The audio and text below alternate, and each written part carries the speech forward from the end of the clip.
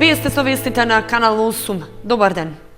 Со продажбата на градежното земјиште во државна сопственост беше предвидена и парцела за изградба на катна гаража. Таа се наоѓа во централното градско подрачје, но иако се најавуваше дека се планира на продажба да биде ставена во текот на оваа година, тоа не се оствари. Годинава не се реализираше најавата на општината дека проблемот со хаосот при паркирањето во централното градско подрачје на Кочани ќе се решава со изградба на катна гаража. Според плановите на локалната власт, за годината што веќе одминува, беше зацртано на продажба да се понуди една парцела со ваква намена. Во планските документи стои дека таа е со површина од 285 метри квадратни, при што искористеноста е максимална, односно објектот ќе може да се гради скоро на 90% од парцелата. Плацот се наоѓа на државно градежно земјиште, на така наречената Собирна улица 1, во непосредна близина на Македонска пошта, каде што и во иднина со изградба на нови објекти се очекува да има најголеми потешкоти со паркирањето на возилата. Со оглед на атрактивноста на локацијата на која се наоѓа земјиштето, предвидена е парцелата да се продава по почетна цена од 650 денари за метар квадратен.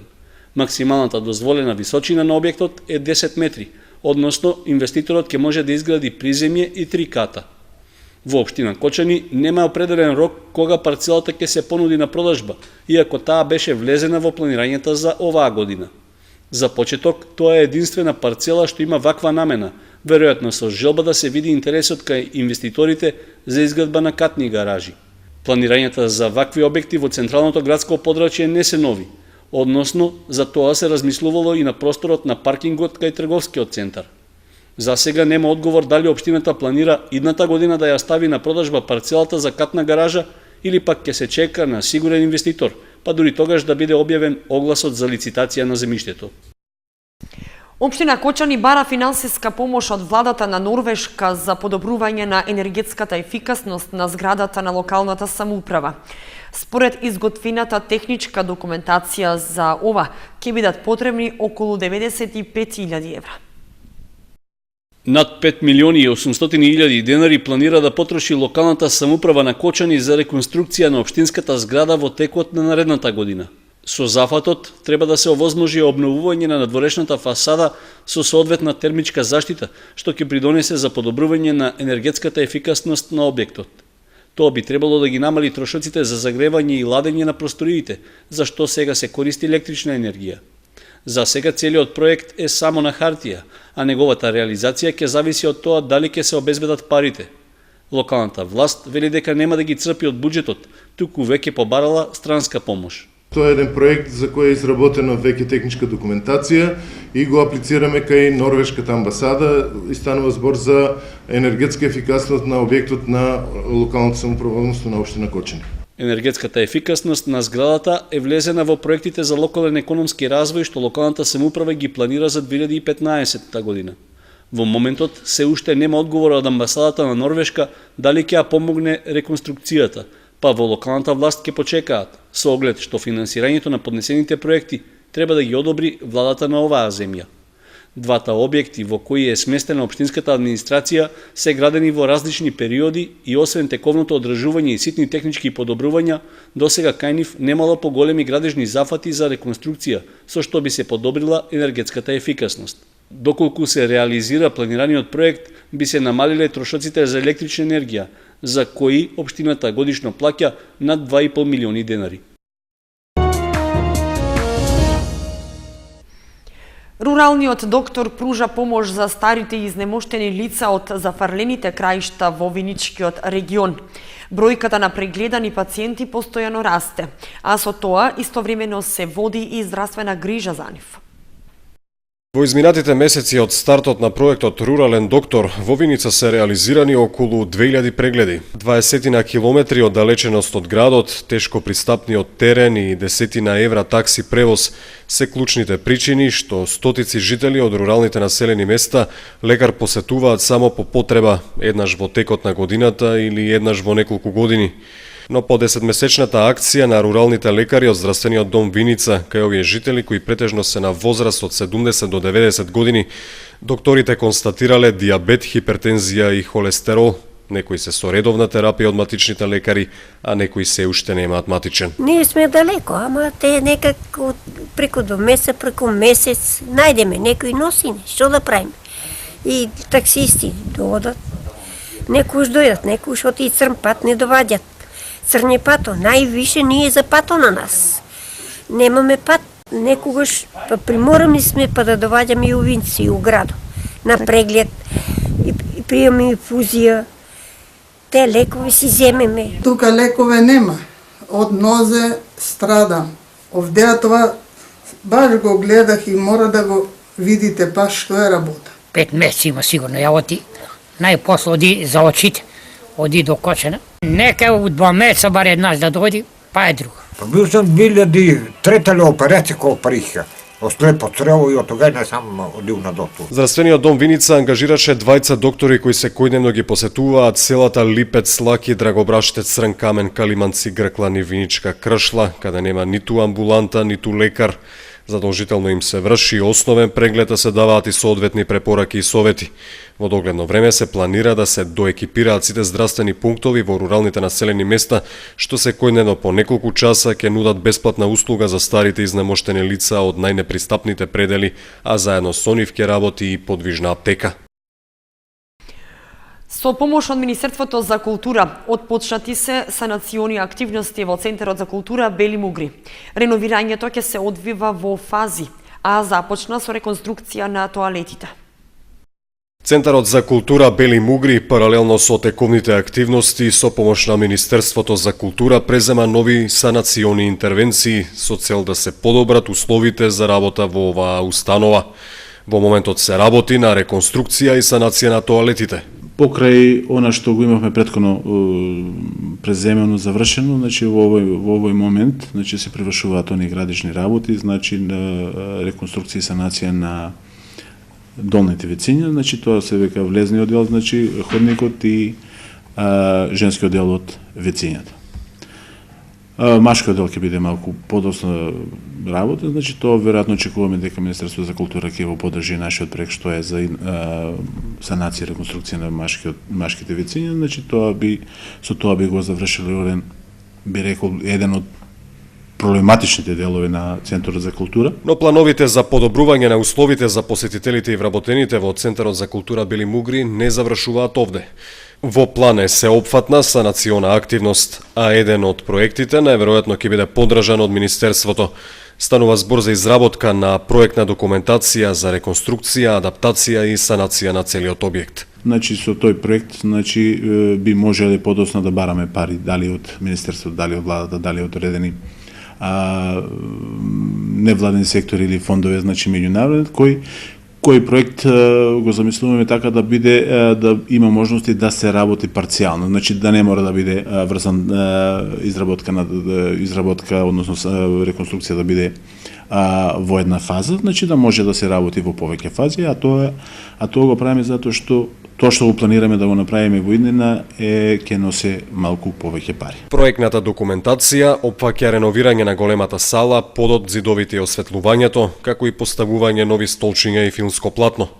За сето тоа, според Стојменов, се потребни средства, но и професионален изведувач на работите. Во меѓувреме во Центарот за култура Бели Мугри течат подготовките за редовните содржини, новогодишната представа за деца, завршниот концерт на фолклорниот ансамбл, изложбата на ликовното студио, како и новогодишниот концерт на Основното музичко училиште Ристо Јуруков. Над 20% од сообраќајните несреќи кај нас се случуваат како последица на користење алкохол. Освен тоа, влијание врз големиот број незгоди има и користењето мобилни телефони и различни психотропни супстанции од страна на учесниците во сообраќајот. Просечно годишно над 150 лица се жртви во сообраќајни несреќи на патиштата во Македонија, во кои најголем удел имаат оние кај кои причинители се алкохолот, наркотичните средства и користењето мобилни телефони. Ниту во источниот регион состојбата не е поразлична од онаа на државно ниво, поради што Општинскиот совет за безбедност во патниот сообраќај од Кочани активно се вклучува во превентивата против причинителите на сообраќајките. Досега се организираа повеќе активности со најмладите во основното образование, а во рамки на одбележувањето на Светскиот ден за сеќавање на жртвите од сообраќајни несреќи Советот организираше јавна трибина на тема употребата на смартфоните и конзумирањето алкохол и психотропни супстанции, најголем непријател на младите во сообраќајот. Статистичките податоци кои што ги водат службите на ниво на Република Македонија, значи покажуваат дека од до сега направените анализи дека учеството на возачите кои управуваат возила под дејство на алкохол, значи зазема бројка од прилика околу некаде 20% од вкупниот број на случајни сообраќајни незгоди на ниво на Република Македонија, што за жал е многу поголема бројката кај учеството на во сообраќајни незгоди каде што имаме загинати лица, тешко повредени или лесно повредени, односно таму каде што возачите управуваат возила под дејство на алкохол, значи во пракса покажува дека обично завршуваат со потешки повреди, телесни повреди или со смртни последици и некаде од прилика според овие статистички податоци бројката се движи околу 40%. Според Велковски, освен алкохолот и другите два фактори се сериозни причинители на тешките сообраќајни несреќи. Истото влијанието и на психотропните супстанции, а не можем да го исклучиме и заморот, бидејќи заморен човек е рамно на пијан човек. Значи, главна причина за сообраќајките се тие, меѓутоа има и леко тоа. Значи, или да го остави возилото, да се качи во такси возило, да си замине како господин дома, значи доколку планира да пие, доколку е под дејство на замор, значи или да патува со друг, или да преспие, значи да не управува додека под замор. Статистичките податоци покажуваат дека при управување возило под дејство на алкохол или психотропни супстанции, или пак кога се користи мобилен телефон, најчесто се случуваат несреќи со излетување од патот, удар во објект надвор од коловозот, прегазување или соборување пешаци, или пак удар во возило што се движи во спротивен правец.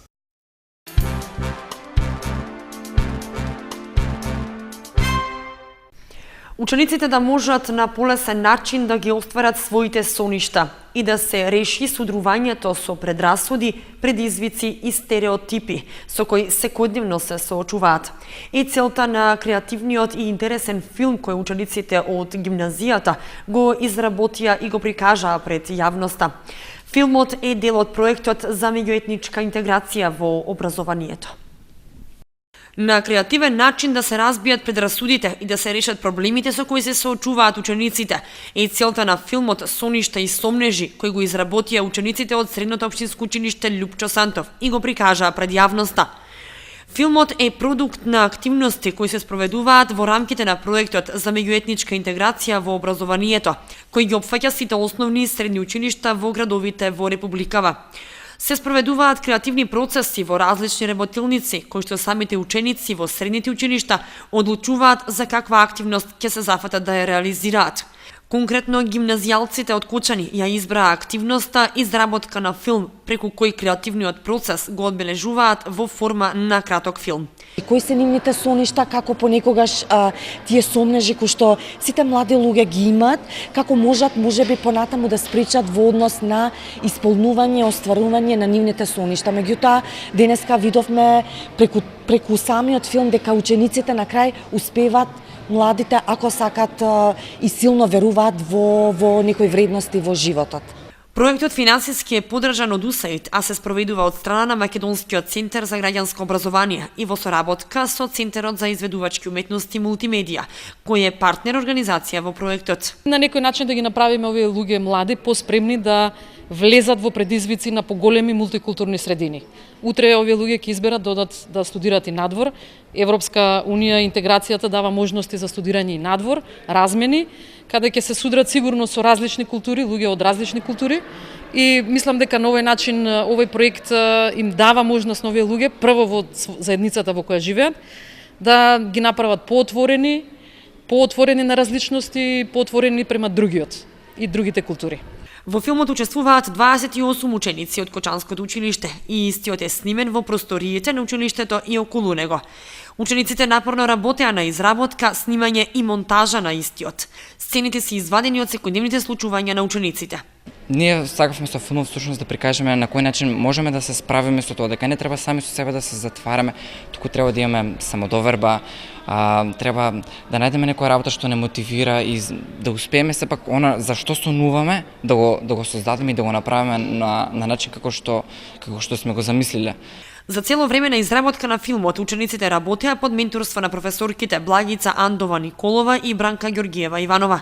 Филмот најде на позитивни критики од страна на публиката и на задоволство на актерите, поучно и едукативно делуваше врз учениците.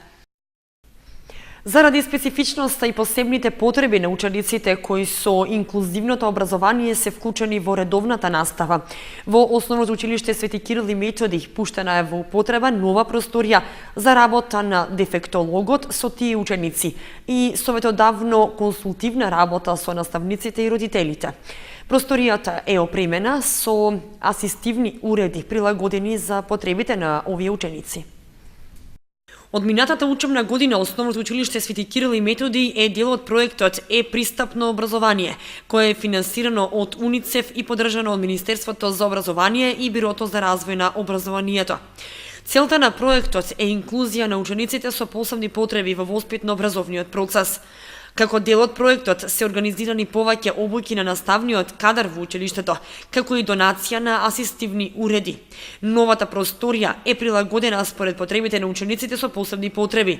Трагбол за ученици во кој отсуствува моториката на големите мускули и уредот го користат како замена на глувче. Издвоен клик за ученици со церебрална парализа кои имаат проблеми со координација на движењата и тој уред им е замена на стандардното глувче. Джойстик кој е прилагоден освен со рака да се користи и со брадата, лактото или ногата. Тастатура со големи копчиња на кирилски букви кој го олеснува описменувањето на учениците и екран осетлив на допир е замена за тастатурата и глувчето. Освен асистивните уреди, ние користиме и софтверски прилагодувања на компјутер. Од софтверски прилагодувања користиме промена на брзината и осетливоста на прагот на глувчето, промена на интервалот помеѓу издвоениот клик на глувчето, кај конфигурацијата на тастатурата за да биде по-прилагодена на одредени ученици, користиме опција на така наречени лепливи копчиња, понатаму скокачки или бавни копчиња и во исто време се прави прилагодување на екранот, каде што може да бидат зголемени иконите, да биде зголемен покажувачот и така натаму. Освен со уредите, дефектологот и наставниците со учениците со посебни потреби работат и со едукативни софтвери за подобро усвојување на основните математички вештини и описменување на учениците. За да може асистивните уреди да се применат и надвор од просторијата, извршена е дисеминација на наставниците за улогата и употребата на асистивната технологија во процесот на индивидуализација на наставата. Инаку, училиштето поседува и пристапна рампа за учениците со посебни потреби, а освен новата просторија, аплицираше и за добивање на други проекти за доопремување на просторијата за учениците со посебни потреби. Во план е опремување на уште една просторија, така наречена сензорна соба, која би се користила за хиперактивни ученици и аутистични деца. Форум Театар Работилница спроведува учениците од Средното општинско училиште Љупчо Сантов, чија цел е успешно справување со меѓуетничките проблеми, односно прифаќање на младите луѓе од друга етничка заедница. Форум Театарот се користи како алатка, како модел за справување со општествените, социјалните и економските проблеми, со цел да се изнајде начин како обесправените луѓе да се изборат со системот кој што ги притиска. Се дошло до идеја да се користи театарот како алатка на решавање на проблемите. Форум Театарот понатаму се развива и нуди можност за работење во сите сектори на општественото живење. Во Македонија најчесто се користи за справување со меѓуетнички проблеми, бидејќи преку него се представува одредена сцена, која што треба да толкува одреден проблем, прашање или предизвик со кој се соочуваат луѓето и потоа во комуникација со публиката се обидуваат сите заеднички да најдат решение на проблемот. Како методологија е многу добар за работа, сме го работели со наставници, со возрастни луѓе, со ученици, затоа што им се дава можност за прв пат во Форум Театарот и со учениците е најблагодарна, би рекла, работата, бидејќи тие се во принцип поопуштени, нивната младост им го дозволува тоа на некој начин, им се дава можност да тие директно учествуваат во самиот процес, односно да заменуваат некој од актерите, практично нудејќи тие во улога на актер, значи нудејќи одредено решение за некаков проблем. Во Форум театарот работилницата што ја работеа учениците од Средното општинско училиште Љупчо Сантов конкретно се работеше на проблем на неприфаќање на млад човек од друга етничка заедница. Учениците изнајдоа заедничко решение и го критикуваа оној кој беше најголем иницијатор, личноста од другата етничка заедница да не биде прифатена од страна на останатите луѓе.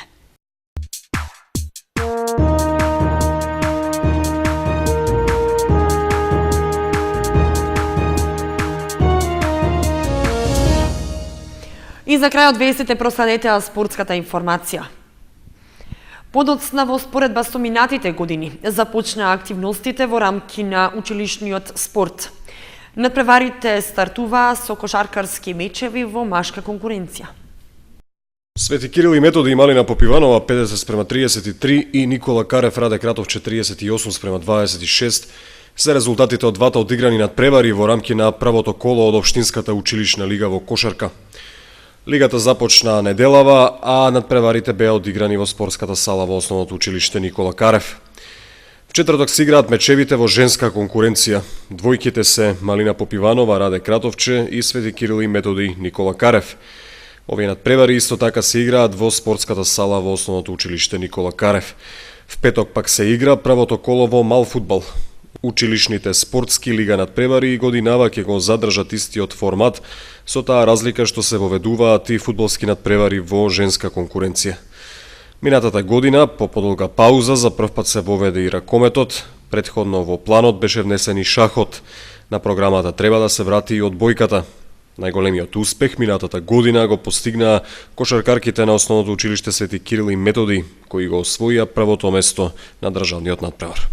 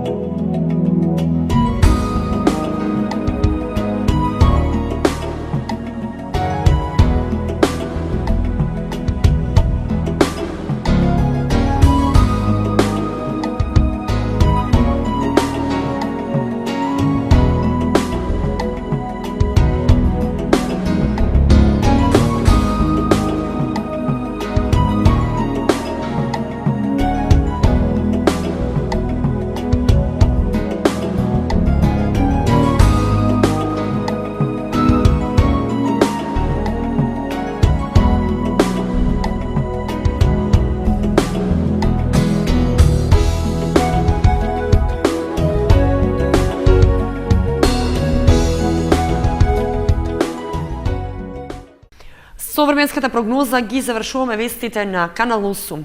Најновите информации ги имате и на нашата веб страница kanal8.mk. Довидување.